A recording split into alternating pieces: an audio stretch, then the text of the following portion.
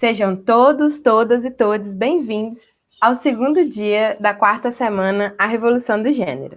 Iniciamos agora o nosso momento cultural com um vídeo produzido pelo projeto Lugar de Mulher Onde Ela Quiser e pelo coletivo feminista Maria Maria.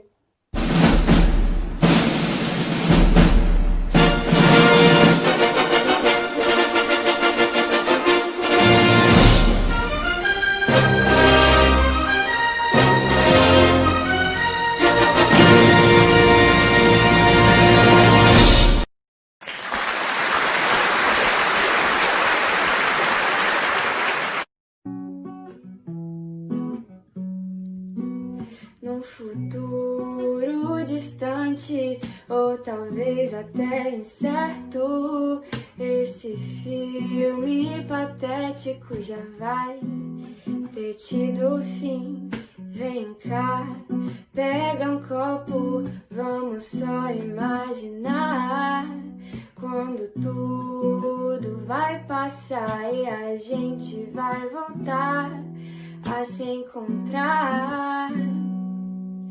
Eu sei, não é fácil, difícil acreditar, mas apesar da noite fria, sol vai raiar. Cuida dos que amam, um dia tudo vai passar.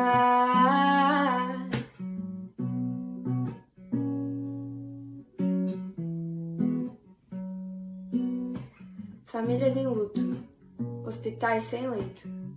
Foi traçada uma guerra onde armas não passam de um mísero feito. O jornal parece um filme, e não aquele de romance.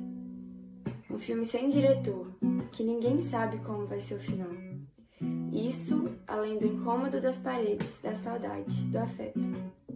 Como se não bastasse o silêncio do mandante, quieto. Tristeza pela periferia, tristeza pela desigualdade. A luta é pela saúde, mas também pela equidade.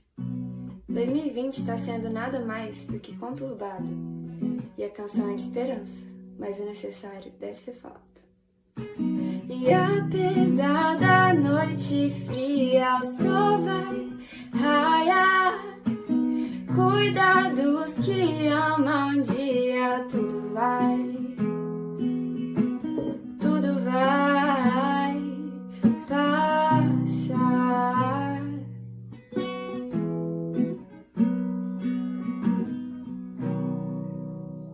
A gripe chega ao Brasil, que maldita epidemia. Mortos contavam-se aos 1000, o povo todo sofria. Não só lá nos grandes centros, mas também nos arraiais. Nas roças e mato adentro, só se ouvia choro e ais. Meu pai era boticário, no alto do Chapadão. Para atender não havia horário, médico não tinha não. De farmácia entendo bem, sou até licenciado, ser médico não me convém. Isso é coisa para formado. Dizimada a espanhola, fecha a porta da botica. Não sou doutora, ora bolas, essa vida é uma titica. Meu compadre Zé Barão, vou mudar pra Catiara. Adeusinho, Chapadão, terra boa pra coivara.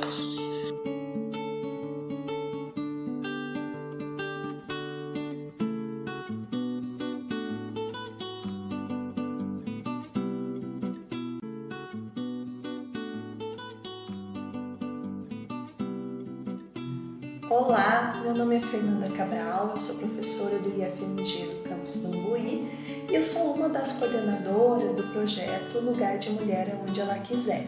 Eu também faço parte do coletivo feminista Maria Maria. O coletivo ele foi criado em 2017 a partir de uma percepção, de uma necessidade de se criar um espaço para que se fosse possível fazer discussão a respeito do corpo, a violência contra mulheres, sobre gênero, sexualidade, com especial atenção àquelas mulheres que vivem o cotidiano do campus. O nome Maria Maria, do coletivo Maria Maria, é uma homenagem a duas mulheres inspiradoras, irmãs e moradoras de Bambuí, a Maria Lúcia e a Maria Luísa, as maninhas. É também uma citação à música Maria Maria, do Milton Nascimento e Fernando Brant, que fala da força da mulher, suas lutas e deixa uma mensagem de esperança. A gente pode citar reuniões quinzenais abertas ao público para conversas, estudos e dinâmicas, eventos culturais ao ar livre, como o Sarau em homenagem a Marielle Franco e a oficina de camisetas,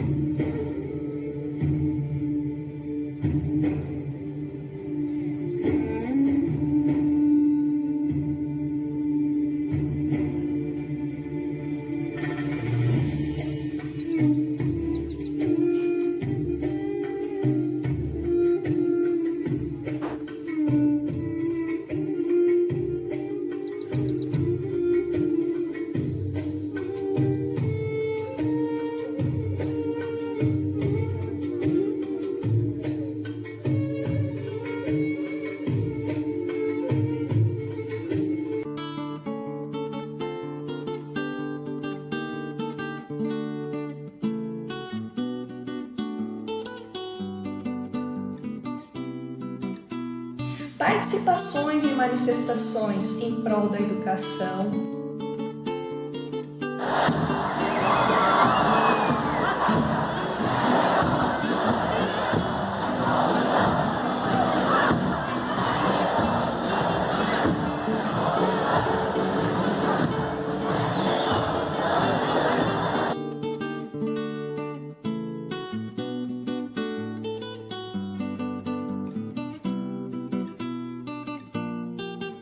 organização de eventos como as edições do Mulheres que Inspiram e da Semana A Revolução do Gênero,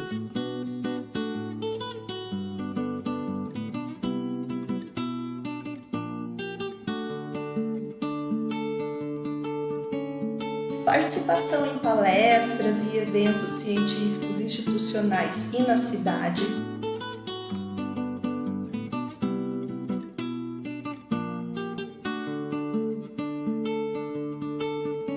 visitas e atividades em loco, como no CAPS, no Presídio Feminino, na Biblioteca Naldo Torres e entrevistas com personalidades feministas.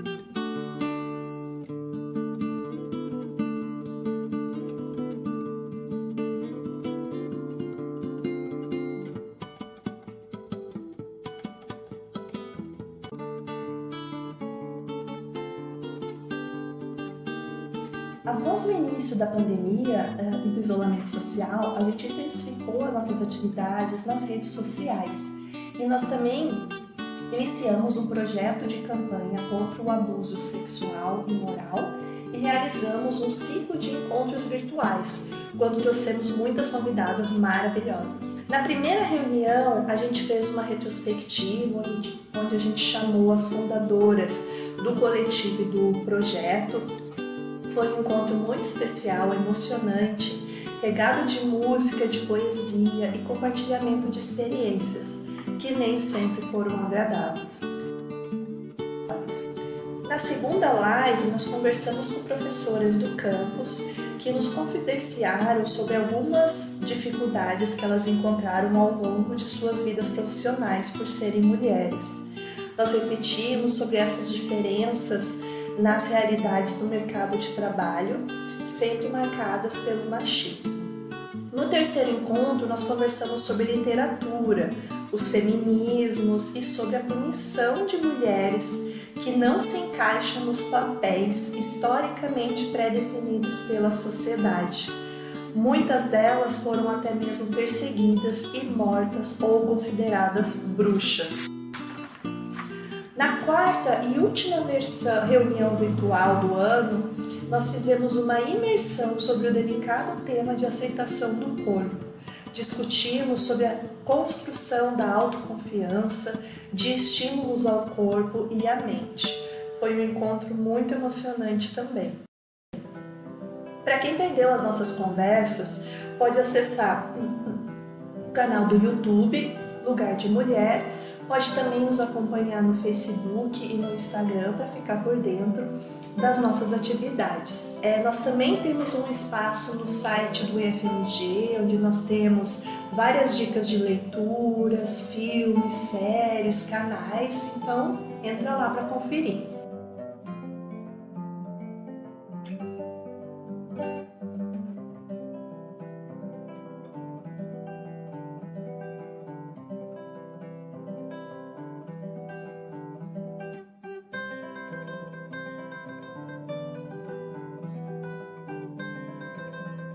Ei pessoal, tudo bem? Vim aqui hoje para indicar para vocês alguns filmes e séries que possuem como protagonistas mulheres que sejam fortes, poderosas, destemidas e que lutam contra esse sistema de opressão que a gente chama de patriarcado.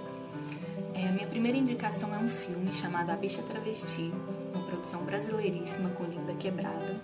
E esse filme ele aborda todas as nuances de uma travesti cantora que luta contra estereótipos de gênero. Minhas outras indicações são séries que eu gostei muito. A primeira delas é Fleabag, a série Pose, Inacreditável e O Conto da Aia.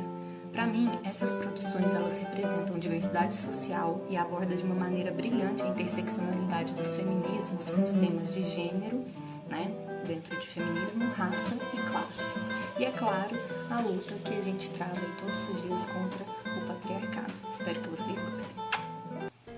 Acho que no Brasil nunca tivemos um fenômeno musical tão repleto de artistas feministas incríveis. Mas hoje a minha dica é por uma estrangeira. Quem conhece tenta adivinhar. Ela foi cantora, compositora, pianista, uma musa do blues, do jazz, do soul, um ícone na militância das causas dos direitos civis e dos negros nos Estados Unidos. Tem uma voz e condutas muito potentes e, no entanto, viveu uma vida muito difícil, foi muito injustiçada e discriminada e mal julgada ao longo da história. Eu falo de Nina Simone, essa mulher que tem uma obra muito tocante, de músicas viscerais, e que representam todas as opressões e perdas que ela viveu, mas também que trazem muito das lutas que ela travou, das conquistas que ela teve e principalmente falam muito da maior busca que essa supermulher sempre teve, que foi a liberdade. Oi meninas, estou aqui para dar uma dica literária para vocês. Esse livro aqui, Mornas Eram as Noites, é de uma autora cabo-verdiana que eu conheci ano passado. E nesse livro ela faz relatos muito incríveis na perspectiva feminina, o sofrimento, as tragédias, as lutas pelas quais as mulheres precisam enfrentar. O retrato é específico de Cabo Verde, mas eu acredito que seja uma identificação muito grande com todas nós aqui. Fica a dica e espero que vocês curtam bastante. Beijo! Esse livro, ele conta a história de uma mocinha que ela sai da cidade do interior e vai morar em Boston à procura de estar estudando mais e correndo atrás do seu sonho. E, diante de tudo isso, ela embarca em uma nova paixão. Numa festa, numa noite, ela encontra com um rapaz, um príncipe encantado, perfeito, de flores e tudo mais, o cara que ela idealizava, e aí chega a parte. Ele acaba dando um empurrão nela. Aí ele falou que foi um acidente, ela acreditou, eu também, e acontece de novo. E de novo. e ele acaba pedindo perdão, e ela acaba perdoando. Ela acaba perdoando porque ela, de acordo com ela, dentro do coração dela, ela ama muito ele, acha que ele vai mudar, que ele vai ser diferente. E vocês devem já estar imaginando, ele não muda. Gostaria muito que vocês lessem para ver como que essa história ela vai se encerrar. Mas uma mensagem que eu deixo para vocês, mulheres que vivem em um relacionamento abusivo. Vocês não estão sozinhas e vocês sim. Vocês podem sair de um relacionamento abusivo, vocês são fortes. Oi galera, aqui é a Domênica, tô passando para dar uma dica incrível para vocês de 5 filmes com protagonistas negros. Fugindo um pouquinho daquela estética, né, de filmes hollywoodianos. Os filmes que eu vou citar aqui, na sua maioria, são de produções do continente africano. Vamos começar com o filme do Zimbábue, de 2017. É o filme A Incrível Cozinha de Anisu. O segundo filme é para quem gosta mais de comédia romântica. É um filme chamado O Estranho Noivo de Maia. É um filme canadense, mas ele se passa na África do Sul. E esse filme é de 2018. O terceiro e o quarto filme são filmes nigerianos. O primeiro é O Aprendiz de Mecânico, de 2019, e A Ponte, de 2017. E a última dica que eu tenho para dar para vocês é o filme Rafiki. É uma coprodução. Esse filme é da África do Sul, do Quênia e da França. Ele conta a história de 2 garotas que enfrentam algumas dificuldades para conseguir seguir com o seu relacionamento. Esse filme não está disponível no Netflix, os outros 4 estão, mas vale muito a pena dar uma pesquisadinha e assistir. Não se esqueçam, gente, as produções africanas estão disponíveis no Netflix, tem uma categoria imensa para esses filmes e vale muito a pena conhecer um pouquinho mais. Tchau, gente, até a próxima!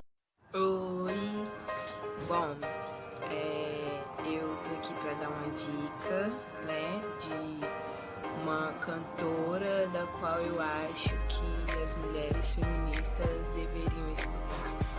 E a minha dica, ela é uma cantora de pop, hip hop, ela é norte-americana e ela se chama Lizzo. Ela tem umas músicas muito interessantes e ela trata sobre corpo, sobre mente livre, superações de relacionamentos e ela é uma cantora maravilhosa. Então, essa é a minha dica para vocês. Obrigada e até mais. Quero pedir desculpa a todas as mulheres que descrevi como bonitas antes de dizer inteligentes ou corajosas. Fico triste por ter falado como se algo tão simples como aquilo que nasceu com você fosse seu maior orgulho, quando o seu espírito já despedaçou montanhas. De agora em diante, vou dizer coisas como você é forte ou você é incrível, não porque eu não te ache bonita, mas porque você é muito mais do que isso. Gosto de ver como as estrias das minhas coxas são humanas e como somos tão macias, porém ásperas e selvagens quando precisamos. Adoro isso na gente, como somos capazes de sentir, como não temos medo de romper e de cuidar das nossas dores com classe. Só o fato de ser mulher, dizer que sou mulher, me faz absolutamente plena e completa.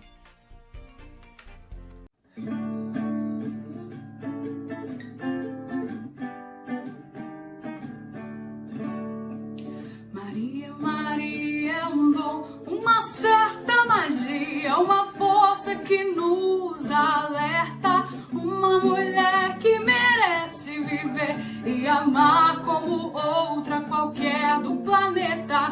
Maria, Maria é o som, é a cor, é o suor, é a dose mais forte e lenta de uma gente que ri quando deve chorar e não vive, apenas aguenta. Aê, aê, aê, aê, aê, aê, aê, aê, aê. gente que ri quando deve chorar e não vive, apenas aguenta. Mas é preciso ter força, é preciso ter raça, é preciso ter gana sempre. Quem traz o corpo a marca, Maria, Maria mistura a dor e a alegria. Mas é preciso ter manha, é preciso ter graça, é preciso ter sonho sempre. Quem traz a pele essa marca possui a estranha mania de ter fé na vida. Aê, aê, aê, aê, aê, aê, aê. La la la la la la la la la la la la la. Aê, aê, aê, aê, aê, aê, aê. La la la la la la la la la la la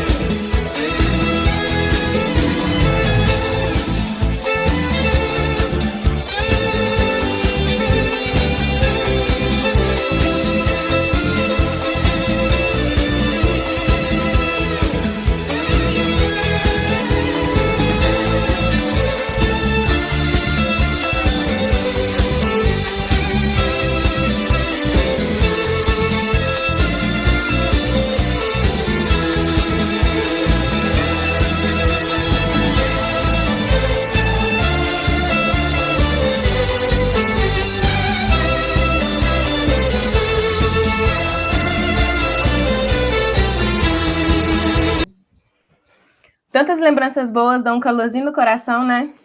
Assistam agora uma contribuição de Lana Larra, travesti, preta da periferia e segunda coordenadora adjunta da área de mulheres trans da Aliança Nacional LGBTI+, de Belém do Pará. Olá, meu nome é Lana Larra, sou ativista LGBTI+, sou a segunda coordenadora adjunta da área de mulheres trans. Eu queria hoje vir conversar com vocês e falar para vocês que estão no mês do orgulho LGBTI+, o mês que se orgulhamos de ser quem somos. Dizer para vocês que hoje falar do feminismo, né, é falar sobre a luta das mulheres. Mas essa luta das mulheres tem que incluir todas as mulheres. As mulheres héteros, cisnormativa, as mulheres bi, as mulheres lésbicas, as mulheres intersexo, as mulheres do campo da cidade. Mas não podemos também incluir nesse feminismo as mulheres trans, travestis e transexuais. Entender que esse é o papel da inclusão dentro do feminismo. Não podemos ser só antirracista, não podemos ser só antifascista.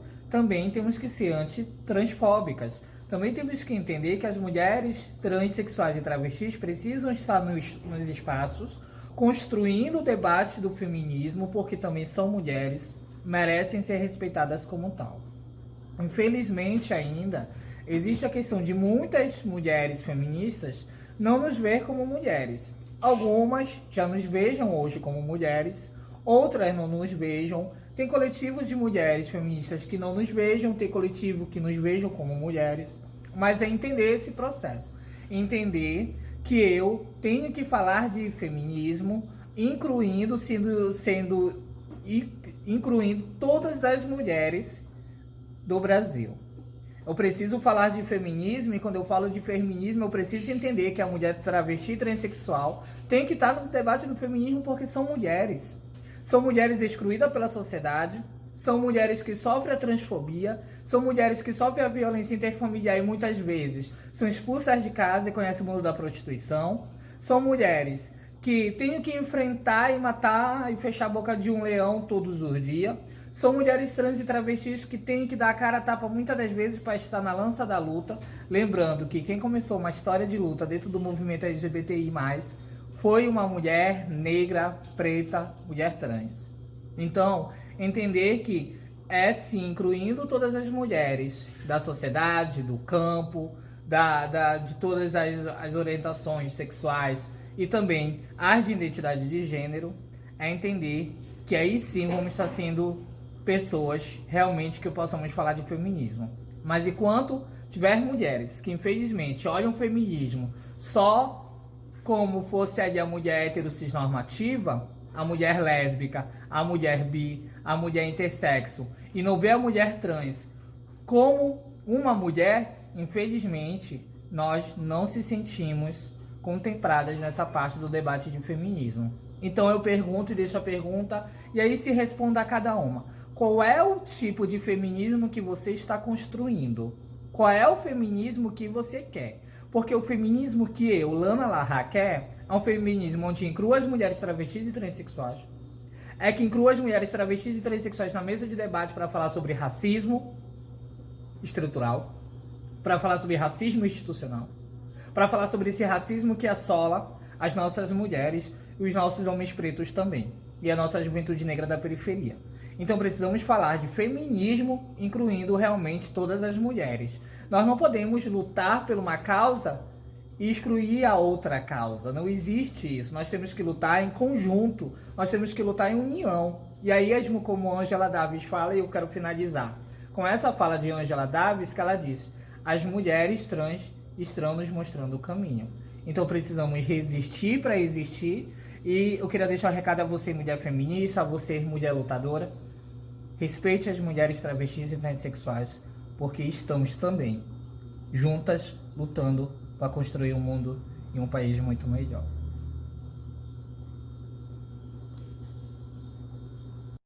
Nós, da comissão organizadora da 4ª Semana A Revolução do Gênero, gostaríamos de nos retratar pelo equívoco de ontem.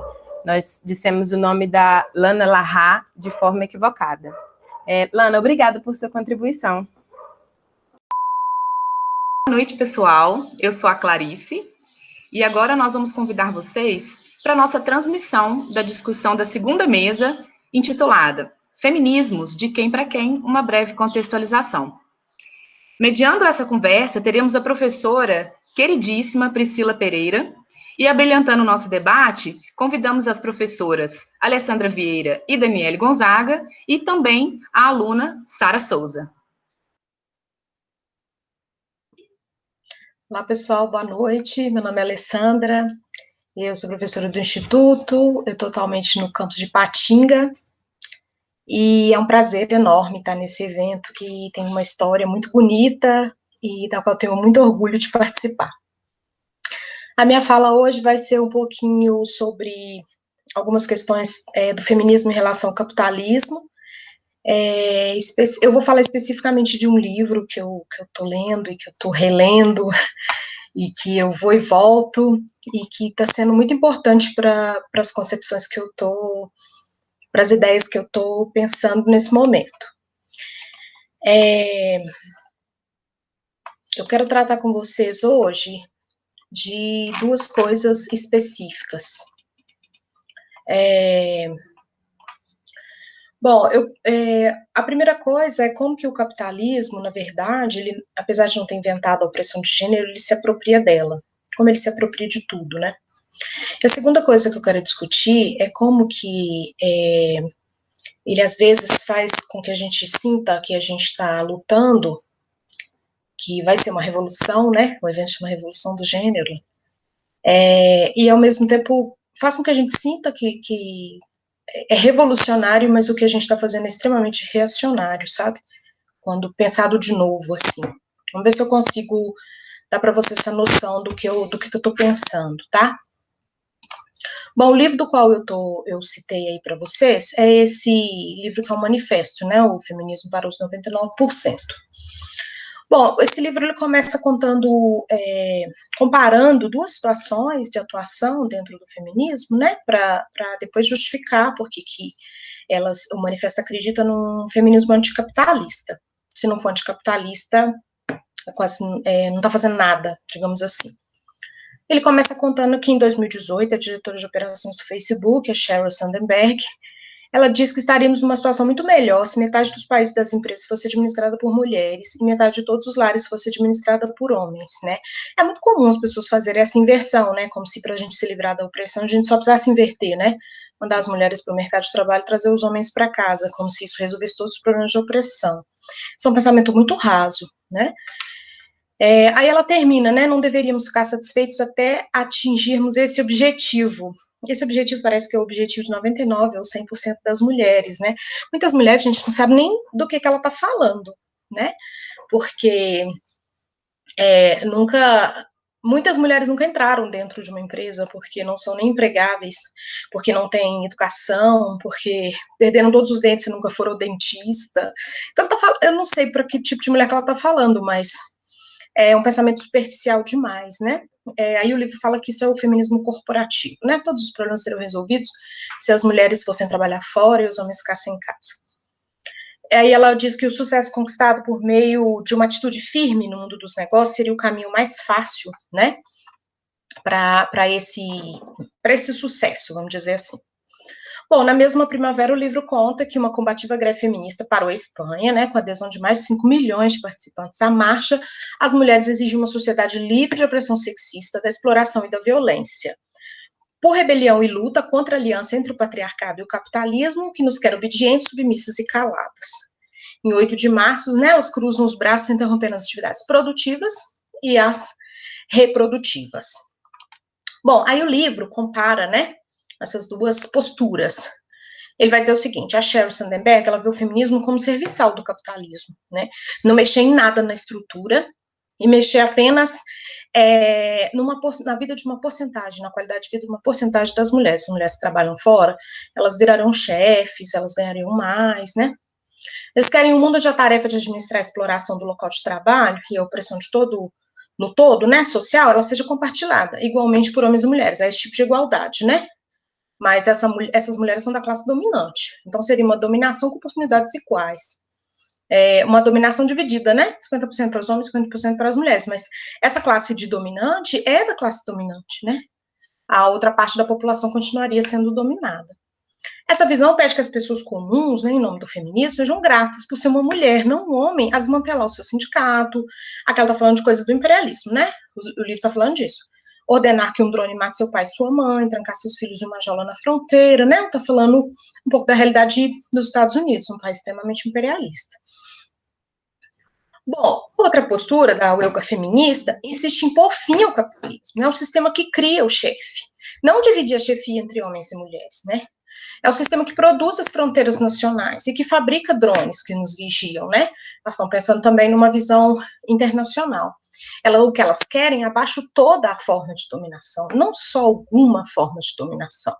Então, elas entendem que para ser abaixo, jogar abaixo toda a forma de dominação, é preciso tirar um dos pilares que sustenta essa dominação. Um dos pilares é o capitalismo. Bom, após apresentar esses dois projetos, as mulheres perguntam, né, um caminho conduz um planeta arrasado, uma vida humana depauperada, né, que seria esse grupo dominante, divide com as mulheres essa dominação. O outro caminho conduz um mundo justo, né, cuja riqueza e os recursos naturais sejam compartilhados de verdade por todas as classes. Em igualdade e liberdade a liberdade e a igualdade sejam premissas, não aspirações, né? A gente parte da igualdade e da liberdade. E não algo que a gente fica buscando e ganhando terreno todos os dias, né? Não, seriam premissas, seriam a base da construção social, né? Bom, fazer alguns apontamentos sobre o capitalismo para depois ficar mais claro os exemplos que eu vou dar e a análise que eu vou fazer de algumas situações que aconteceram, principalmente este ano, que é um ano furacão, né? Alguns apontamentos sobre o capitalismo. O capitalismo, gente, é a barbárie. Ele transforma tudo em mercadoria. São corpos, talentos, fé, trabalho, amor, desejo, mulheres, tudo. Luta, inclusive, né? Ele transforma em mercadoria, a própria luta. Existe uma crise, o capitalismo vive várias crises. A crise que está no momento, ela está acentuando a desigualdade e a concentração de renda. Isso significa que quem é rico está ficando muito rico, quem é pobre está sendo jogado na miséria, né? Essa concentração de renda, ela está sendo vista em todos os lugares do mundo, inclusive em países extremamente ricos, né, e imperialistas, até nos Estados Unidos, que é um país rico, a gente está vendo a pobreza se alastrar. Bom, no mundo acontece nesse momento um giro neoliberal. O que é isso? São práticas de selvageria do mercado e de ascensão de governos comprometidos com a sanha desse projeto de recuperação das antigas margens de lucro. Então, o capitalismo não está dando lucro como ele dava. Ele virou um capitalismo que é rentista. Esse giro neoliberal é para implantar regras e normas em todos os países, principalmente na América Latina, principalmente na América do Sul, onde essas antigas margens de lucro do capitalismo elas sejam recuperadas, né? Por isso a gente está vendo uma ascensão internacional da extrema-direita, porque só é possível a aplicação de um projeto neoliberal através de ditaduras, porque o povo rapidamente percebe que nada daquilo que está se propondo é bom para ele, né? Então, através de ditaduras e de governos extremamente direitistas, aí é possível você fazer essa guinada neoliberal, né? Bom, qual que é o objetivo aqui? Número 1, perceber como o capitalismo se apropria dos modos de opressão de gênero. Número 2, como o capitalismo se apropria dos movimentos de combate à opressão, tá? Vamos para o número 1 primeiro. Bom, como é que o capitalismo ele se apropria dos modos de opressão de gênero? Significa o seguinte: o capitalismo ele utiliza a opressão de gênero para funcionar. Ele até gosta da opressão de gênero, porque ele vende coisas para que você ou oprima ou não se sinta tão oprimida assim. É muito louco, é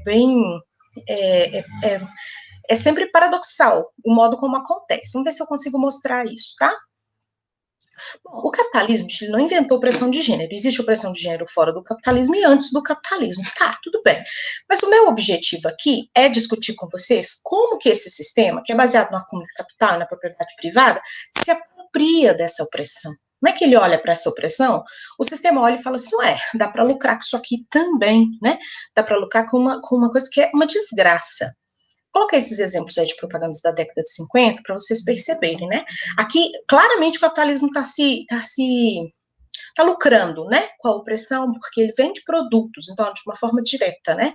De uma forma direta, ele consegue lucrar com a opressão de gênero. Nesse slide anterior, né? O que a gente tem é uma mulher que foi transformada em animal, né, na pele de um animal, como se fosse um tapete, né, e o cara, como se ele estivesse falando, é bom, né, ter uma mulher, assim, uma mulher pela casa, sabe, andando pela casa, né, e depois, a mulher servindo o homem, né, o café da manhã, e dizendo, para ele mostrar para ela que o mundo é masculino. Então, aqui, diretamente, o capitalismo está lucrando com a opressão de gênero, né? Porque ele está vendendo coisas, produtos, ideias, né? Essa coisa bem imediata mesmo. Bom, fazer uma homenagem ao Quino, né? Que é o cartunista que nós perdemos essa semana. Vai fazer muita falta. A Mafalda é uma personagem, inclusive acabou de sair um livro, não está traduzido ainda, né? Português. Que é uma coletânea de todas as tirinhas que ela faz questionamentos, né? Sobre a condição da mulher. Aqui é uma coisa bem interessante, que ela percebe já bem novinha, né? Ela fala assim, mãe, com quantos anos a gente fica velha? Né? A gente fica velha, é uma coisa de mulher, né? Depende, Mafalda, na verdade, não é uma questão de anos, mas sim de manter o espírito jovem. Que já o capitalismo vende que você vai ficar velha, mas depois ele vende a solução, né? Que ele diz, não é isso, né? É uma questão de espírito, o negócio é você se sentir jovem, fazer coisas, né, radicais, você vai ser jovem para sempre. Não é verdade, né? Ninguém vai ser jovem para sempre. E aí ela responde, né? Típica Mafalda. Bom, e o espírito, então? Com que idade começa a precisar de maquiagem? Porque eu sei que é esse o critério, né? O quão maquiada você está para ser considerada jovem. Então, a Mafalda já tem essa consciência, né? De que o capitalismo, ele se apropria de todas as inseguranças femininas, né, que são ensinadas, ele se apropria não só para oprimir, mas para vender coisas para você não se sentir daquela forma, ou para vender fórmulas para você não se sentir daquela forma, né, dizer que é o espírito que vale, não a aparência, né, bastante consciente, é uma falta. Aqui nesse, desculpe a qualidade, eu não consegui achar uma tira com uma qualidade melhor, mas ela é perfeita, porque a Mafalda em 3 quadros, ela olha o trabalho doméstico que a mãe está fazendo o dia todo, né, então primeiro ela olha a roupa para passar, depois ela olha a casa, depois ela olha a cozinha com as vasilhas todas lavadas e chega para a mãe no tanque e diz, mamãe, o que você gostaria de ser se você vivesse? Ela percebe, né, que o que é vendido para nós é que o trabalho doméstico, paradoxalmente, ele não é vida, né? Mas é como se você tivesse que aguentar, porque senão você não é uma mulher que aguenta. Então, tem todo esse embrolho, né, de mensagens e que deixa ela confusa, né, mas a fala dela é uma fala infantil muito consciente, aquilo não é vida, né, se você vivesse, o que você gostaria de ser? Porque isso que você está sendo não é ser, né, é simplesmente um existir, não é um ser, né, essa coisa que a gente sempre fala, que as mulheres, elas nunca podem ser, elas nunca podem florescer, elas nunca podem escolher, né, a questão da escolha, as escolhas estão todas dadas, né. Eu gosto muito dessa tirinha porque ela é muito forte, né? Porque fala que a mãe gostaria de ser se ela vivesse, como se ela estivesse morta. Aqui eu gosto do jeito que o Quino desenhou. Ele desenha a Mafalda perguntando, e o mesmo balão ele passa por todos os quadros e começa com uma caixa alta e vai diminuindo até a gente não conseguir ler o que está escrito. E ela passa de novo pelo trabalho doméstico, né? Ela vai andando, mãe, ela passa pela roupa, ela passa pelo outro cômodo, ela chega, a mãe está agachada no chão, esfregando o chão. Mamãe, que futuro você vê nesse movimento pela libertação da mulher? Mas aí, gente, a fala, ela vai ficando cada vez menos legível, né? E mais baixa. É como se a Mafalda começasse gritando e a voz dela fosse sendo abafada, exatamente como a voz das mulheres é abafada, né? De novo, é o trabalho doméstico, né? O trabalho reprodutivo, aquele da casa, né? Do qual se beneficiou muito quem faz o trabalho produtivo, né? Mas que é um trabalho totalmente desvalorizado, desqualificado, né? Ele é até vergonhoso às vezes, né? Para a nossa sociedade, essa empregada doméstica, né? É uma coisa assim, é como se fosse algo como se não fosse nenhuma pessoa que tivesse ali, né, é um móvel, né, não é nem um ser humano que trabalha naquele trabalho, então tem toda uma desumanização em relação a esse trabalho, né, e que é um trabalho relegado às mulheres, quando não é a mulher da casa, é a mulher de fora que vem para fazer o trabalho, né, então o capitalismo, ele transformou esse trabalho no trabalho mais sem nenhum tipo de remuneração decente, não preciso ficar dizendo que vocês sabem, né, o que a gente é obrigado a pensar sobre o trabalho doméstico, né, infelizmente.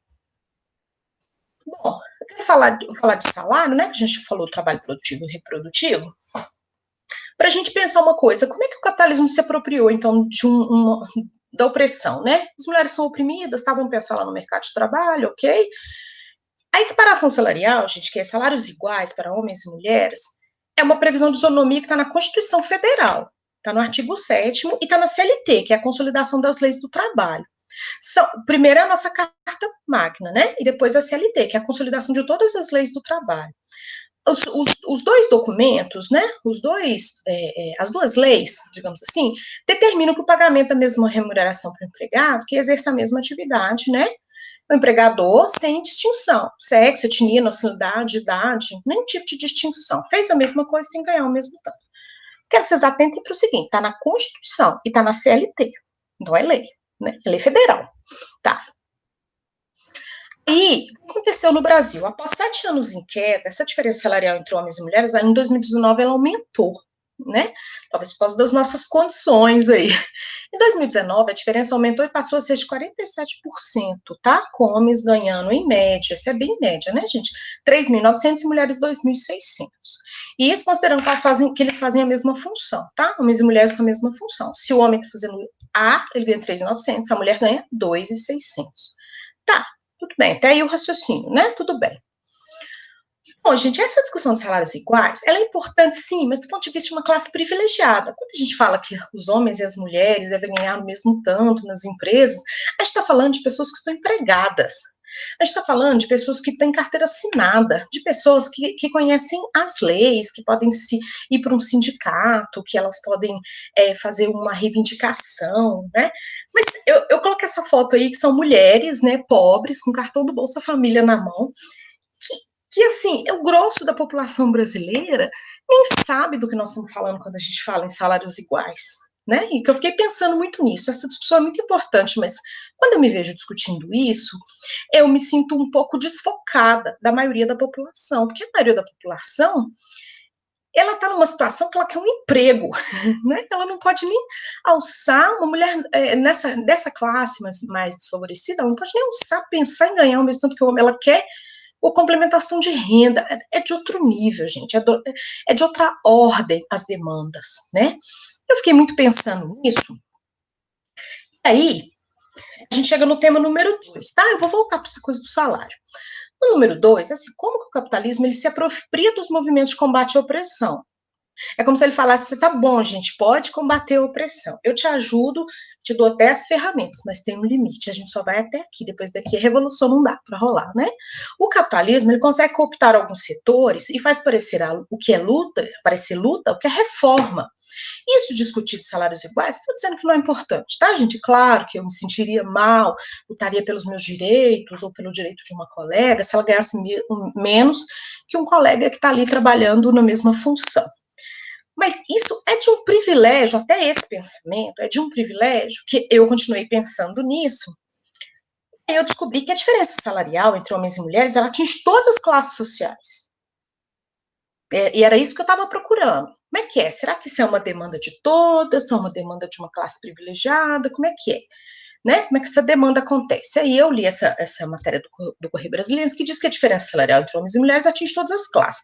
Aí eles têm os gráficos, tem o texto contando, todas as classes têm esse problema.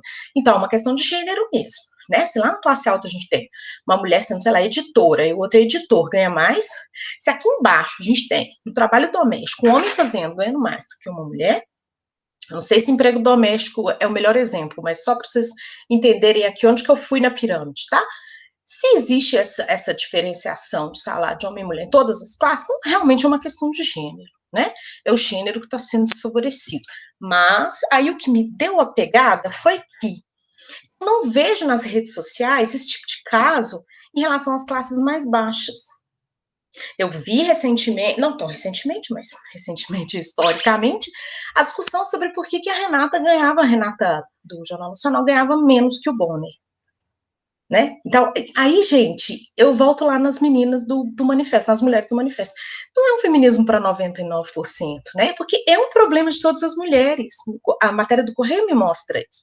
Mas a atuação nas redes sociais diz apenas de uma classe favorecida. Ela é tão favorecida, gente, ó, Renata é apresentadora, editora executiva do Jornal Nacional, tá? Pelas funções, ela recebe cerca de 200 mil reais. O Bonner, ele é apresentador, ele é editor-chefe, ou seja, ele tem uma posição em função de chefia, né, e ele recebe 700 mil. Aí eu vi nas redes sociais uma grande luta, né, em prol da Renata, porque a Renata ganha menos que o Bonner. Não entendi nada que a gente estava fazendo, sabe? Não entendi nada. E como é que isso pode ser de 99%? Como é que isso pode ser uma demanda de todas as mulheres? Se isso é efetivamente uma demanda de todas as mulheres, mas o que aparece lá é uma comparação de alguém que ganha 200 mil reais. Isso só pode ser o capitalismo que sustenta, né? Isso só pode ser uma pauta que o capitalismo me deu. Porque isso não pode ser uma demanda real, né? Eu tweetar, sei lá, como é que faz nas redes, aquela luta, né? Luta nas redes, né? O ativismo do sofá, nada contra, eu pratico. Mas um ativismo para a justiça de uma mulher que ganha 200 mil reais. Deu para refletir, tá? Porque o diferença salarial entre homens e mulheres atinge todas as classes. Mas a luta que eu vejo é uma luta extremamente elitista, né? Uma mulher que ganha 200 mil reais, tá? Então, aí, para mim, o que aconteceu foi que o capitalismo ele inventou modos de combater a opressão sem combater o sistema. Eu não me pergunto por que uma pessoa precisa ganhar 200 mil reais para fazer um trabalho de jornalismo e uma empregada doméstica ganha 900 e, sei lá, com desconto, né, 960 reais. Eu não vou me perguntar isso, porque eu tô na luta, né, eu tô ali na militância por causa de uma mulher que está sendo oprimida por um homem, né, porque ela ganha 200 e ele ganha 700, né. Dá à militância uma ilusão de que está combatendo a opressão, quando, na verdade, toda a estrutura está intacta. Toda a estrutura que mantém os dois lá, ela ganha 200 e ele 700, toda a estrutura está intacta, ela não é arranhada, será combatida, né? Fiquei pensando nisso, tá? Bom, aí tem outros exemplos que aconteceram esse ano que eu gostaria de comentar com vocês, que também não arranham, né? A estrutura. Mexe ali na qualidade de um indivíduo, dois indivíduos, não estou dizendo que não é importante, lógico, eu sempre socorrer as pessoas mais frágeis, ok, não é disso que estou dizendo, mas esse socorrer que as redes sociais tanto enaltecem, né? Na verdade, são diversionismos. A gente fica militando ali em torno de coisas que não arranham a estrutura e não fazem o que aconteceu parar de acontecer. Por exemplo, a questão do estupro, né? O Felipe Neto e o Whindersson, né? Nunes prometeram ajuda para aquela menina que engravidou após o estupro, né? Vocês sabem do caso, né? Teve bastante repercussão. Bom, o Carioca quer pagar pelos estudos da menina, né, de 10 anos, e se oferece auxílio psicológico. Pronto, nas redes sociais, bombou, né? Felipe Neto, Whindersson, são fantásticos. Gente, eles são duas figuras, produtos do capitalismo, né, que fazem um trabalho que eu não sei muito bem o que eles fazem, eles são youtubers, né, eu não sei a dimensão disso, nunca parei para pensar, mas se eles são youtubers e eles ganham um dinheiro, né, que é um dinheiro ali, naquela produção ali de vídeos, e aí quando acontece algo que é verdadeira opressão e violência contra as mulheres, eles pegam parte muito pequena desse dinheiro que recebem do capitalismo, e aí revertem para essa vítima, né? Aí a gente não se perguntou como é que uma criança de 10 anos estava tão exposta, né? Por que a gente precisa deixar as crianças expostas a homens agressivos, violentos, psicopatas? A gente não faz nenhuma dessas discussões, né? A gente recebe a notícia, graças a Deus, oh meu Deus, que coisa boa, né? Ela vai ter estudo finalmente, vai ter auxílio psicológico, tudo vai ficar bem. Gente, nada fica bem, né? Isso é só para nos dar um acalento ali na alma, e não fazer a gente se perguntar como é que uma criança de 10 anos ficou grávida de alguém que é um parente, né? Isso tem tudo a ver com os modos como a gente distribui renda, o modo como as mulheres precisam fazer para trabalhar, elas precisam sair, elas deixam os filhos trancados dentro de casa, né? Muitos casos a gente ouve de criança que mexeu com fogo e pôs fogo na casa porque a mãe estava trabalhando, quer dizer, isso nunca acontece com uma família privilegiada, porque a família privilegiada, ela paga uma pessoa, aí ela chega, né? A gente vê isso nos filmes, então por que não pode ser para todo mundo, né? O cara chega, paga a babá com uma nota de, sei lá, $50, né? A babá vai embora, e aí os filhos estão dormindo, ele chega. Quer dizer, a gente não faz nenhuma discussão social real, né? A gente recebe essa esmola capitalista, e o mundo, no outro dia, passa a funcionar normalmente, como se nada tivesse acontecido, mas não, ele não está funcionando, não, né? Outro caso que eu gostaria de comentar com vocês é que as brasileiras criaram uma hashtag em defesa da Brigitte Macron, né? Criticando o Bolsonaro também, né? Porque teve uma crise diplomática, o Bolsonaro disse que não ia pedir desculpas à primeira-dama da França, né? Disse que não a ofendeu, falou que ela era feia. Aí eu fiquei pensando também que 99% é esse que precisa, né? Esse 1% precisa de hashtag, né? Uma mulher branca, uma mulher europeia, mulher de banqueiro, né? Uma professora universitária. E a gente não estou dizendo nós mulheres, criamos hashtags e ficamos lá, tweetando todo o tempo, dizendo que é um absurdo chamar uma mulher de feia. Uma esposa do presidente de um país extremamente imperialista, né, que é a França, que usa desse poder em nações mais vulneráveis, né, e aí, em vez da gente passar o tempo denunciando, né, que a França faz esse trabalho imperialista nos locais mais remotos, e que a gente faz hashtag para somos todas Brigitte. Não, nós não somos Brigitte, porque ela é europeia, ela é branca, professora universitária, ela é mulher de banqueiro, nós não somos Brigitte, né? É uma necessidade de identificação com algo, gente, com o qual a população brasileira não se identifica, 99% das mulheres não se identifica, né? Eu acho que o feminismo tem que ser para 99%, né? Não para 1%, e também de um país totalmente imperialista, né? Que tem todas essas questões aí que eu fico pensando, tá? A hashtag me incomodou, né? De certa forma. O último caso que eu gostaria de tratar, que aconteceu também por esses tempos, é o caso da Luísa Trajano, né? Ela se tornou a mulher mais rica do Brasil, ela é a única mulher bilionária do mundo, né? Isso diz muito, gente, sobre o capitalismo, né? Ninguém precisa ser milionário, ninguém precisa ser bilionário. Para você ser bilionário, tem muita gente passando fome, É simples assim, né? Porque não tem essa riqueza toda para todo mundo ser bilionário. Então, se você não é porque você trabalhou. Não existe justificativo, não existe planilha, não existe passado, legado que justifique que você é um bilionário e que o outro tá ali pedindo coisa aqui no portão, né? Coisa para comer. Então, aí ela tem essa frase de autoajuda, né? Primeiro faça o necessário, depois faça o possível, e de repente você vai perceber que pode fazer o impossível. Não, isso não é verdade. Algumas pessoas não conseguem fazer nem o necessário, porque não tiveram educação, porque vivem um sistema extremamente opressor, principalmente para as mulheres que abandonam a escola, né? E aí alguém pode dizer, mas a história de vida dela também é muito difícil, ela superou todas as dificuldades. É verdade, ela pode ter superado, mas ela é só um exemplo de que se você se esforçar muito, né, você pode ganhar muito dinheiro e aí você pode oprimir várias pessoas. Não, mas ela é uma pessoa boa, ela faz coisas boas na empresa dela e tal. Não, mas a empresa dela participa de um sistema que oprime as pessoas, né? Tem gente, para ela ser bilionária, gente, tem gente nesse momento catando comida no lixo. Isso é fato, né? Para existir um bilionário, tem que ter gente passando fome, tem que ter a Ilha das Flores, né? Para quem conhece a referência aí. Aí aconteceu um caso interessante, né, que esses dias aí Magazine sofreu ataques nas redes sociais, né, porque anunciou, né, que ia fazer um programa de treino exclusivo para os negros, né, sobre o argumento de que a iniciativa seria ilegal e racista. Aí os racistas dizendo que a iniciativa é racista. Aí, gente, que eu queria refletir. Se a iniciativa é racista ou não, se não é, se é para trainee, que aí tem vários posts, né, eu fico lendo os posts, tentando absorver o que está acontecendo.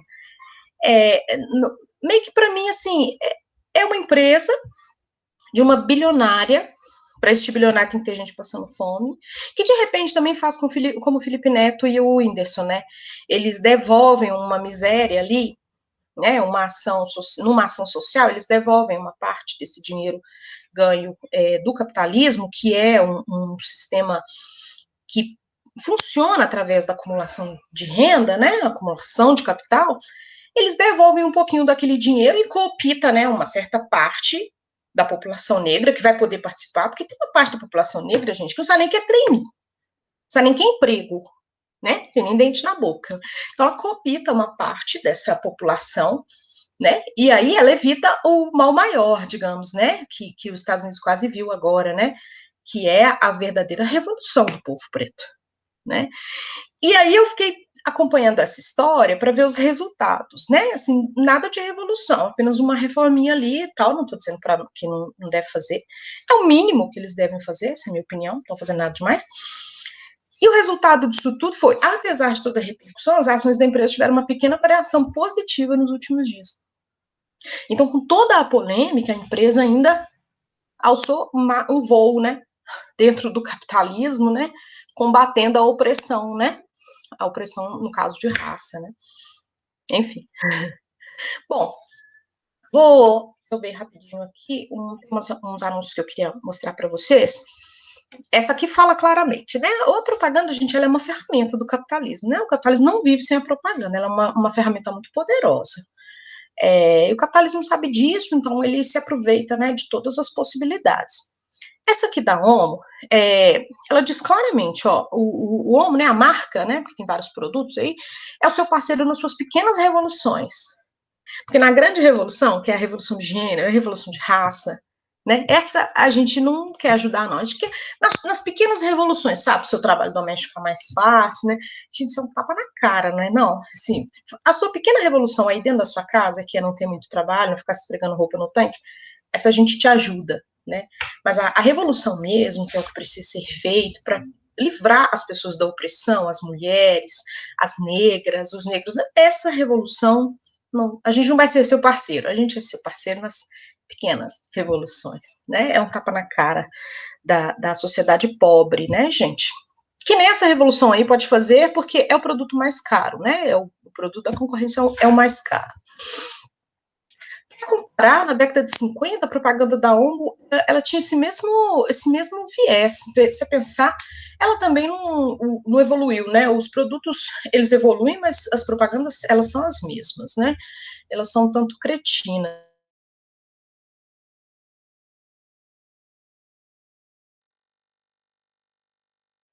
Dele, os homens utilizando, né? Essa coisa bem sexista, assim.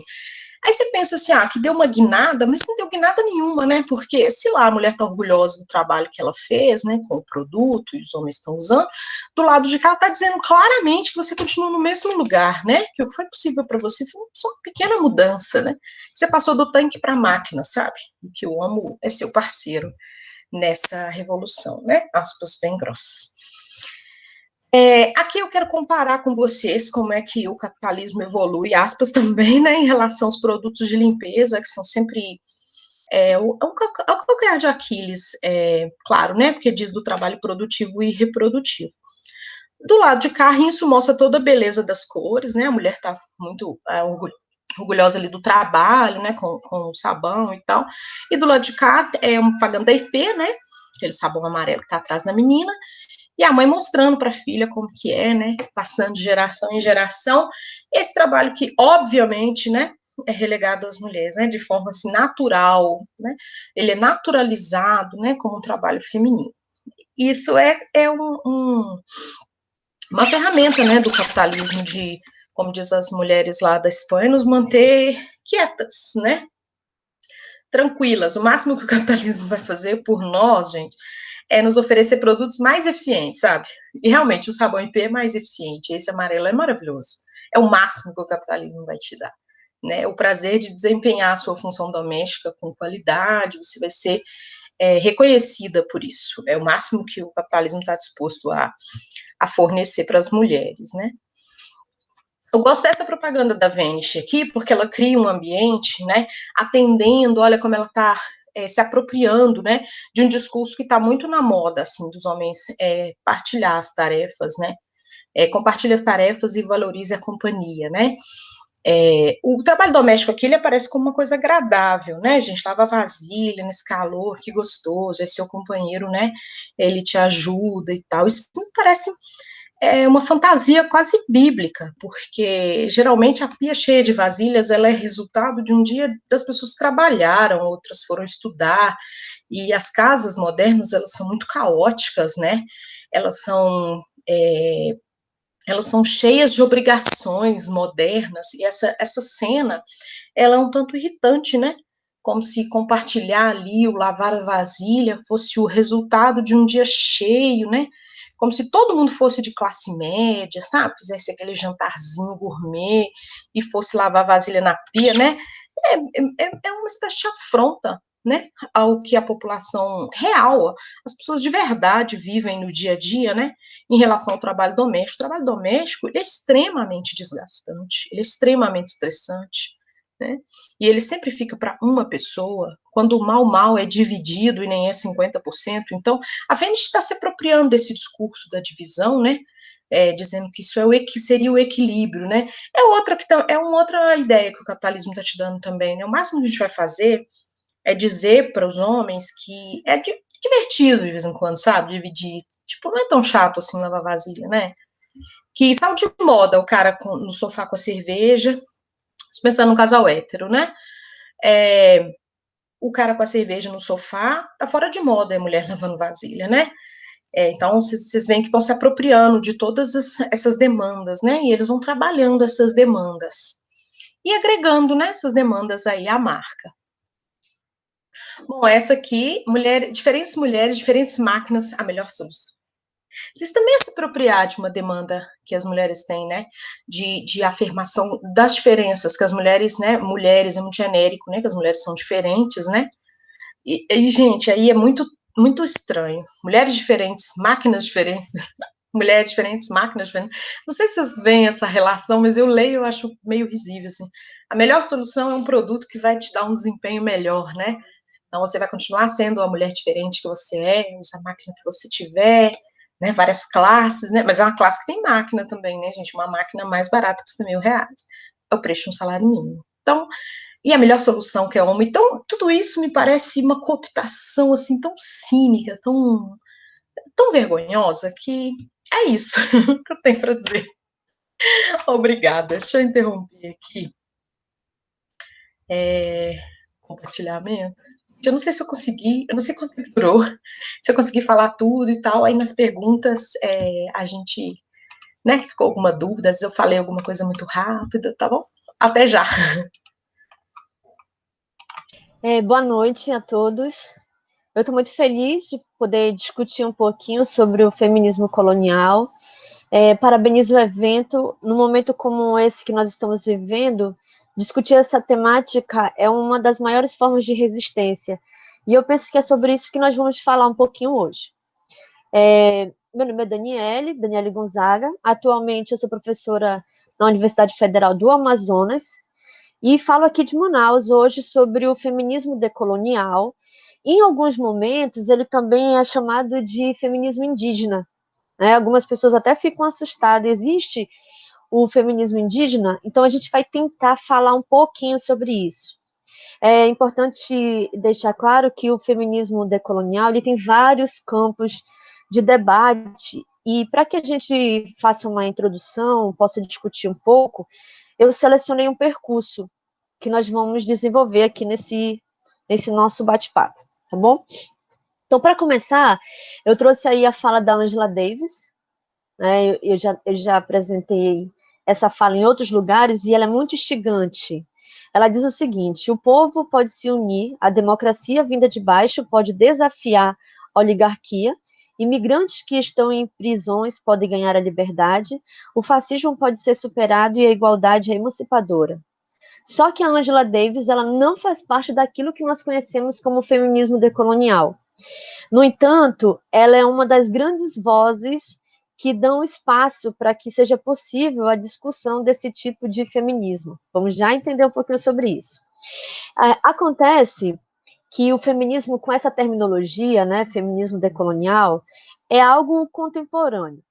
Ele surge aí no bojo do movimento das feministas negras, e por isso que a Angela Davis ela vem aí com essa voz. Ele observa, ele pega margem nessa perspectiva do feminismo negro de entender que a sociedade, quando fala da mulher, principalmente quando fala de um feminismo, ela fala de um feminismo universalizado, né? Um feminismo eurocentrista, um feminismo que tem categorias de mulheres muito bem definidas. E numa crítica, né, a essa perspectiva de feminismo, o feminismo negro, e aí nós temos algumas vozes como a Angela Davis, a Audre Lorde, a Bell Hooks, entre outras, trouxeram uma possibilidade de um olhar diferenciado para essa noção de mulher. Além disso, existe uma relação muito diferenciada, a partir do feminismo negro, entre a relação entre homens e mulheres. Os homens negros, também muito afetados nas relações de raça e classe, perceberam com muito mais facilidade as relações de opressão que as mulheres negras sofriam. Então, houve uma pequena mudança na perspectiva do que seria um entendimento sobre o feminismo, na perspectiva da sociedade. Além disso, o movimento feminista negro, ele trouxe uma perspectiva de interseccionalidade, né? Foi o feminismo negro que ele conseguiu perceber que, além das perspectivas de gênero, haviam opressões de raça, haviam opressões de classe, opressões outras, que precisavam ser discutidas e reconhecidas como necessidades de gênero. Então, por isso, o feminismo negro ele é muito importante, não na construção do feminismo decolonial, até porque o feminismo chamado de feminismo indígena, assim como o feminismo negro, assim como o feminismo operário, eles sempre existiram, mas eles tiveram um momento onde suas vozes tiveram maior repercussão. Então, não tem como a gente falar de feminismo decolonial sem antes mencionar a importância e o protagonismo das mulheres negras. O que é, então, né? O que seria esse feminismo decolonial? E é importante também falar sobre esse léxico, né? Decolonial, colonial, descolonial. Quais são as aproximações e os distanciamentos? Bom, a ideia de colonialidade já vem sendo discutida há bastante tempo, e não é um campo onde se ocupam somente as mulheres. né, há bastante tempo, alguns filósofos, teóricos, sociólogos discutem a questão da colonização. Fanon, alguns indígenas também, principalmente os povos Yanomami, já discutem essas perspectivas, a questão Ubaba, e vários outros teóricos que não precisa a gente mencionar. Mas acontece que a partir dos anos 90, uma nova perspectiva a respeito da América Latina, ela começou a ser traçada. E no final aí dessa década, alguns intelectuais que lecionavam nos Estados Unidos, e é sempre importante falar deste lugar, que lá que começam a surgir algumas novas interpretações a respeito da América Latina, eles criam um grupo chamado de Modernidade, Colonialidade. Esse grupo reúne diversos pesquisadores, entre eles um nome muito importante para a gente, que é o professor Aníbal Quijano, né, que faleceu em 2018, mas era um professor de origem peruana, isso é muito importante, e ele começou a perceber que existia uma relação de herança de poder colonial. Mesmo esses lugares que já haviam sido libertados, não eram mais colônias, né? Então, por isso, já se tornavam independentes, eles apresentavam nas suas raízes, nas suas heranças culturais, características coloniais. E esse grupo de estudos, ele começa a perceber que essas características coloniais, elas estão inseridas nos poderes, nos saberes e na subjetividade. Uma grande e importante pessoa, um grande nome, na composição do feminismo decolonial é a professora Maria Lugones.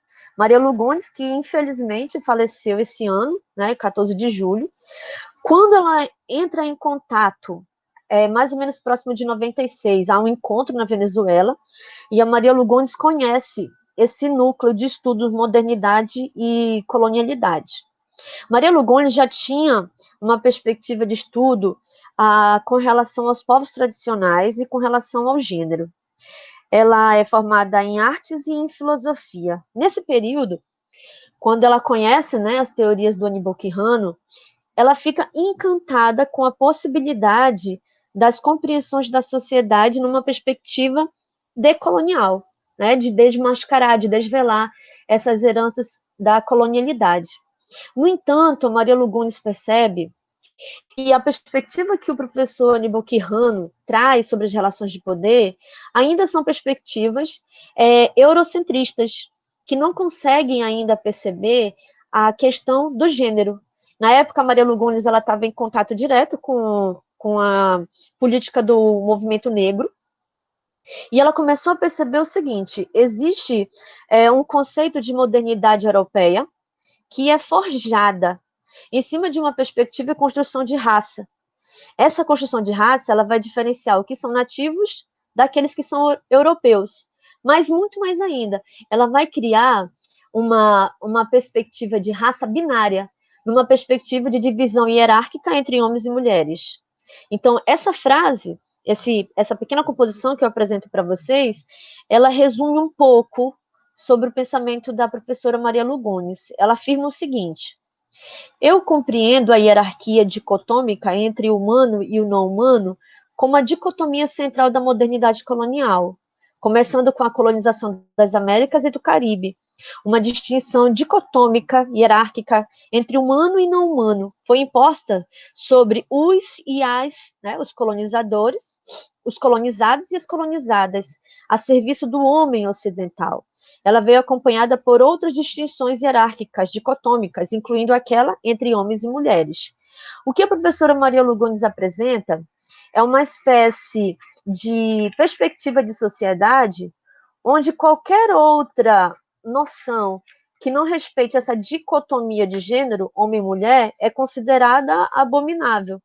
É nesse momento que no artigo de duas pesquisadoras maravilhosas, que é a Josimere Gonçalves e a Joyce Ribeiro, elas fazem alguns questionamentos a partir dessa perspectiva. Bom, olhando para a gente, para a América Latina, quem somos nós? Esses indivíduos que não se reconhecem, que parecem que são uma invenção do Ocidente, Quem somos nós, né, mulheres latino-americanas? Que características nós temos? Qual a cor dos nossos cabelos? Qual a nossa composição de cultura? Então, são pensamentos como esse que levam a Maria Lugones a desenvolver uma leitura numa perspectiva de feminismo decolonial, entendendo que existem relações de poder, saber e construções de subjetividade. Mas ao construir essa perspectiva de modelo de luta feminista, a Maria Lugones investe numa perspectiva de feminismo de resistência, e essa que é a maior característica, né, da perspectiva do feminismo decolonial. Ela fala o seguinte: a construção de um feminismo de resistência à dominação dos nossos corpos, do nosso território, da perspectiva de feminilidade que é construída, né? Um feminismo epistemológico que seja construído por mulheres que vivem no entrelugar. Esse entrelugar são as zonas de fronteiras, são as comunidades dos povos tradicionais, são os quilombos, e que sofrem diversas opressões conectadas, que interseccione as múltiplas opressões. Essas múltiplas opressões, ela vai resumir nas ideias de opressões de raça, de classe e de gênero, que represente a nós, essas mulheres, e que seja um contraponto de resistência múltipla às opressões múltiplas. É a partir da perspectiva da Maria Lugones que surge uma interrogativa a respeito da apropriação de uma ideia de patriarcado. Maria Lugones, em suas pesquisas, ela pondera que a ideia de patriarcado só foi trazida para a América Latina a partir da colonização, que antes da colonização, nos povos pré-colombianos, existia diferenças, mas não diferenças do patriarcado que nós conhecemos hoje, não diferenças hierárquicas nesse sentido, né? Então, a Maria Lugones, ela vem apresentar uma espécie de teoria do feminismo decolonial. Portanto, embora no Brasil não exista uma diferença entre descolonial e decolonial, mas a Maria Lugones, em suas pesquisas, utiliza e prefere, ela deixa bem claro, opta pelo léxico decolonial, que é uma retirada de uma bagagem cultural de opressão, né? Não é simplesmente se tornar livre, deixar de ser uma colônia, mas deixar de ser uma colônia de corpo e território enquanto mulher, né? E aí tem muita coisa da Maria Lugones que a gente pode discutir, inclusive seus postulados. Ela tem alguns conceitos importantíssimos. Ela tem o conceito de impurity, né, que é um conceito maravilhoso. Ela tem o conceito de world traveling, mas são situações que a gente vai discutindo aos poucos e vamos conhecendo devagar. Outro grande nome, não único também, é importante a gente lembrar que esses nomes que eu estou apresentando foram as trajetórias que eu optei, mas existem muitas outras. É dessa professora maravilhosa, que é a Rita Laura Segato, né? A Rita Laura Segato, ela é argentina, e atualmente ela é professora visitante, né? Ela reside entre Brasília e Tikara. Ela vive dando grandes aparições em Brasília, na UNB, né? E a Rita Laura Segato, ela tem uma pequena diferença em relação a Maria Lugones, e isso não torna nenhuma melhor nem pior que a outra, são campos de atuação diferenciados, é que ela é antropóloga, né? E nos seus estudos de antropologia, a Rita Laura Segato, ela se apropria da perspectiva de violência, né? Ela trabalha demais com a questão da violência de gênero. A Rita Laura Segato, ao contrário da Maria Lugones, ela afirma que havia, sim, diferenças ainda no período dos povos pré-colombianos. Mas essas diferenças, elas não eram diferenças binárias, né? Nessa perspectiva de homem e mulher heteronormativo, não era dessa maneira. As diferenças, elas existiam nas relações sociais, e essas relações sociais eram diferentes porque se completavam. Com seus estudos a respeito da violência, ela percebe que as opressões e as lutas, elas ocupam os campos do gênero, do racismo e da colonialidade. Em entrevista à revista Pública, ela apresenta essas seguintes situações. Ela fala que o feminismo não pode, não deve construir os homens como seus inimigos naturais. Ela expressou nessa entrevista. E aí ela questiona sobre essas situações de internet, né, sobre linchamentos em redes sociais, para denunciar violências machistas entre pares, em geral os adolescentes, né? Devemos preparar nossas e nossos jovens para que possam dirigir suas relações com sua própria palavra e com seus próprios gestos. Então, a professora Rita Lauro Segato é um grande nome no momento, não é o único, mas a perspectiva de violência, ela vem da margem, por exemplo, e grandes linhas de pesquisas e compreensão para a teoria queer, porque ela vem trabalhar essa questão da como não aceitar o diferente, né? Então, a Rita Lauro Segato é um outro nome maravilhoso dentro do feminismo decolonial. Um outro nome super em voga, importantíssimo, sobretudo nessa perspectiva do feminismo comunitário, feminismo indígena, seja lá como a gente chame, é a companheira Juliette Paredes, que ela é uma maravilhosa ativista feminista. Ela é super envolvida com as concepções de arte, né? Ela se intitula cantora, compositora, escritora, grafiteira, e uma grande característica dela, que além de ser boliviana, ela faz parte de um tronco, né, dos povos tradicionais, que são os povos Aimará. Só a diferença da Juliette Paredes em relação às outras companheiras que eu falei, é que ela lembra que o feminismo, que a gente chama de feminismo decolonial, que algumas pessoas chamam de feminismo indígena e que elas chamam de feminismo comunitário, já existe há muito tempo. Então eu vou ler essa última frase, que ela também, em entrevista à agência Pública, foi bastante irônica, mas marca, né, a luta dessa linha. Ela fala o seguinte: o feminismo comunitário não é uma corrente que deriva do feminismo tradicional eurocêntrico, né, que a gente chama de diversos outros nomes, e sim a forma única como ela e outras mulheres latino-americanas, principalmente de povos originários, passaram a enxergar, a se posicionar. Aí ela fala, né? Nós somos feministas comunitárias e não feministas, porque somos mais velhas do que as feministas, que ainda são jovenzinhas. Surgiram em 1789, e ela sorri, né? Nós estamos lutando desde 1500. Então, ela vem num lugar de resistência no sentido das mulheres dos povos tradicionais, né? Então, o diferencial dela nessa composição do feminismo decolonial se dá nessa conjuntura. Diversas correntes, elas se desenvolvem a partir dessa perspectiva. Uma delas, não é a única, são as mulheres, as feministas, que reivindicam a nomenclatura de Abayala, que era o nome tradicional dado à América Latina. Se a gente observar nesse slide, a América Latina está invertida, né? Que é perspectiva, né? É uma perspectiva de luta. Esse feminismo que reivindica a Abayala, ela perpassa e pede licença a todos os outros feminismos que nós conhecemos, sobretudo no Brasil.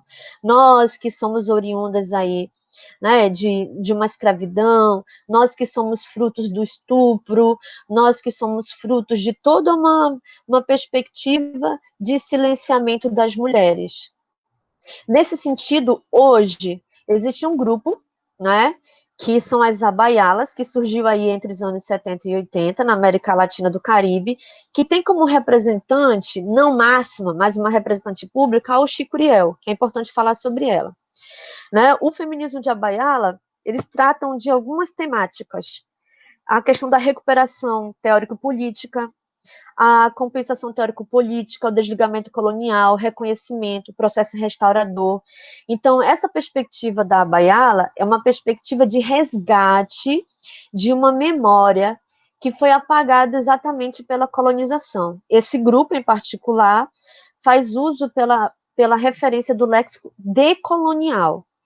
Na composição desse movimento, a ONU reconhece como dia 25 de julho o Dia da Mulher Afro-Latino-Americana e Caribenha, que, de alguma maneira, representa um dia de resistência que se opõe ao Dia Internacional da Mulher, que é 8 de março, que foi capitalizado, né, para venda. Ele passa a ser um marco. Tanto que no Brasil, esse ano, ele foi utilizado pelos povos tradicionais para fazer um grande encontro de mulheres. Devido à pandemia, ele manteve a sua repercussão pela mídia. O feminismo decolonial não anula nenhum outro tipo de feminismo, ele é uma perspectiva diferenciada, no sentido das mulheres racializadas, mulheres de cor, mulheres latinas, mulheres indígenas, aquelas mulheres que não são reconhecidas como o europeu. Então, é uma perspectiva diferenciada. E a importância dele vem sendo expressa através de alguns dados, né? Por exemplo, sobre a renda, né? Um cálculo aí de 2009. Nós temos aí, valores do homem branco, da mulher branca, do homem negro e da mulher negra. Agora, você imagina uma perspectiva dos povos tradicionais. Onde estão as mulheres indígenas? Né? Cadê os transexuais que não aparecem ainda nessas perspectivas? Né?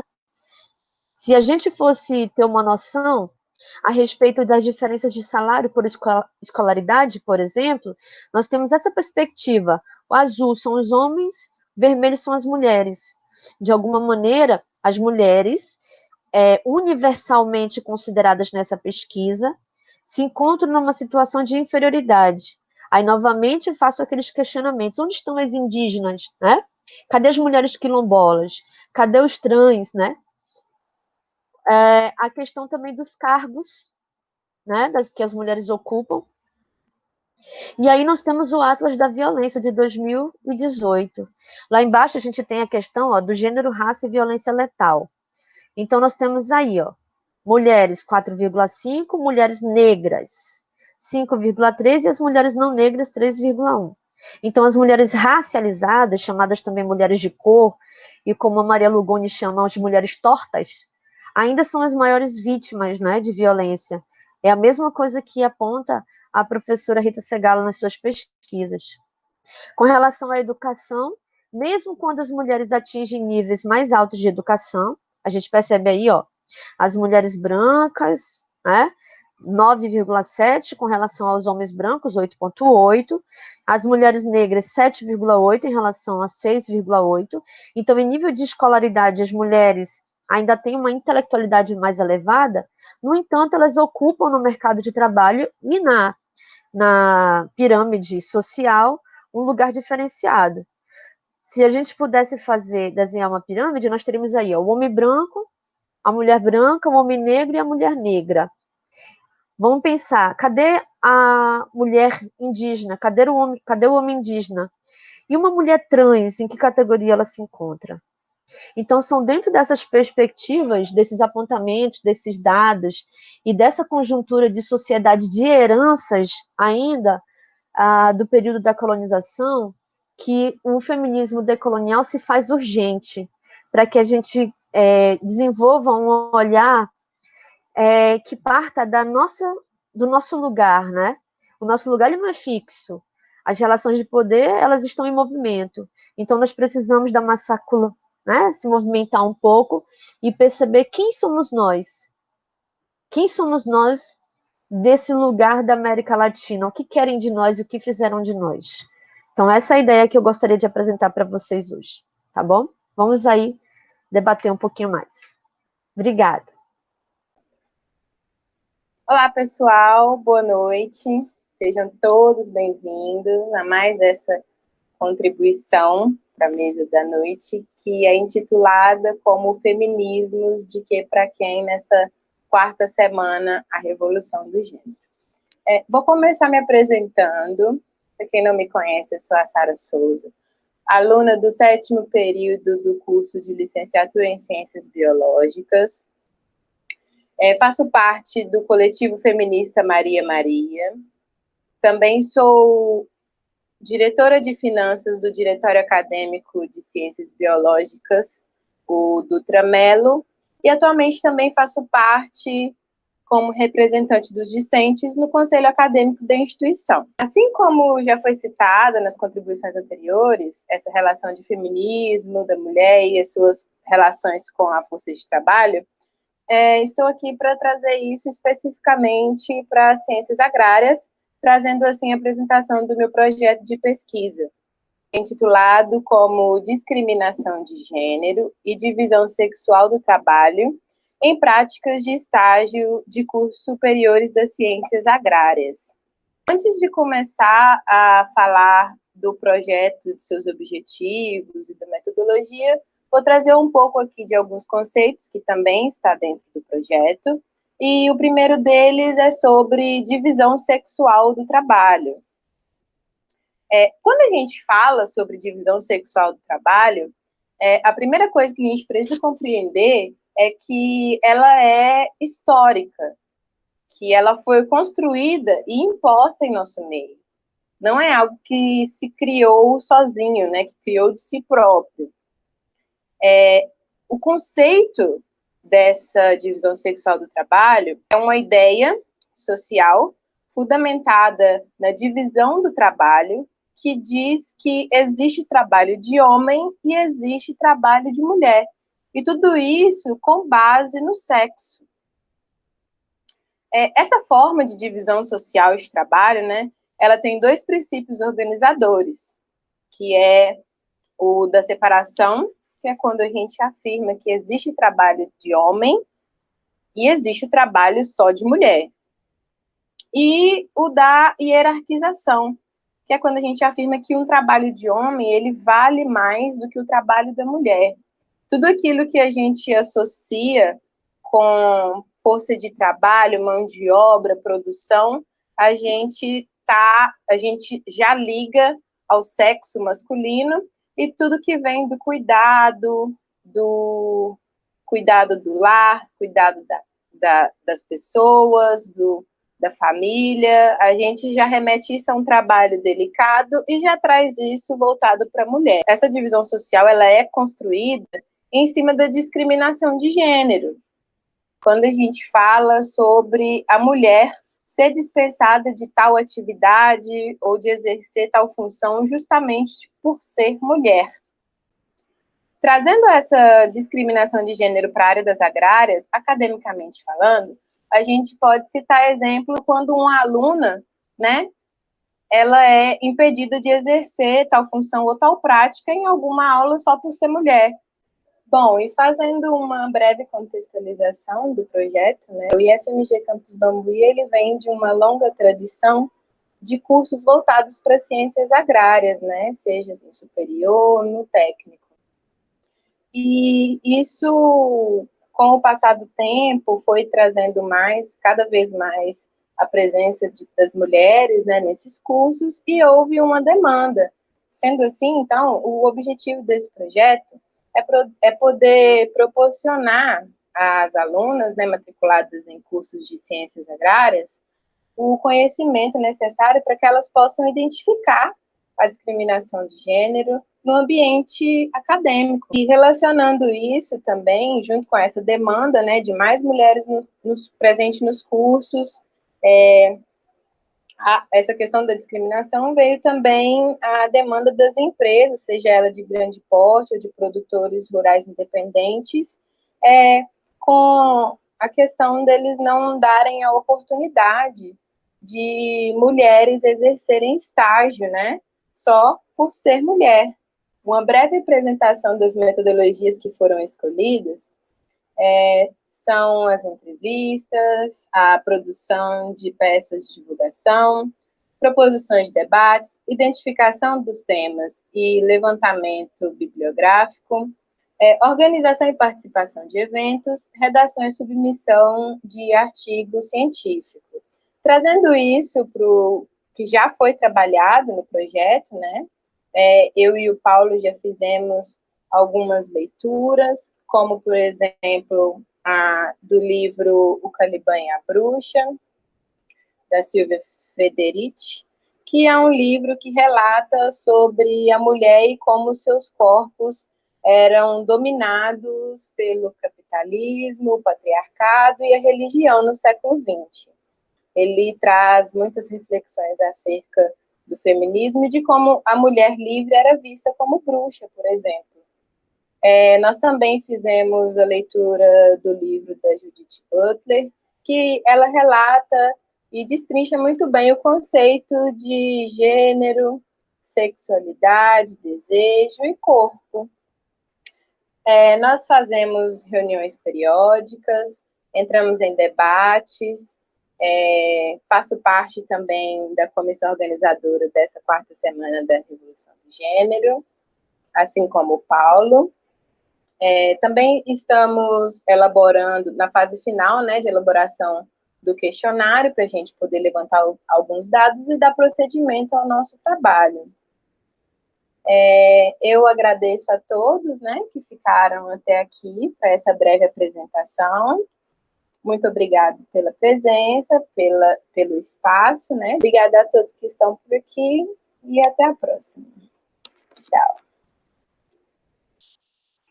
Começaremos agora o nosso debate ao vivo, para que vocês mandem as suas perguntas para as nossas queridas convidadas e a mediadora. Para isso, vocês precisam de mudar de link aqui nesse mesmo canal, ou então entrar diretamente no canal TV IFMG Campus Bambuí. Esperamos vocês por lá. Até breve.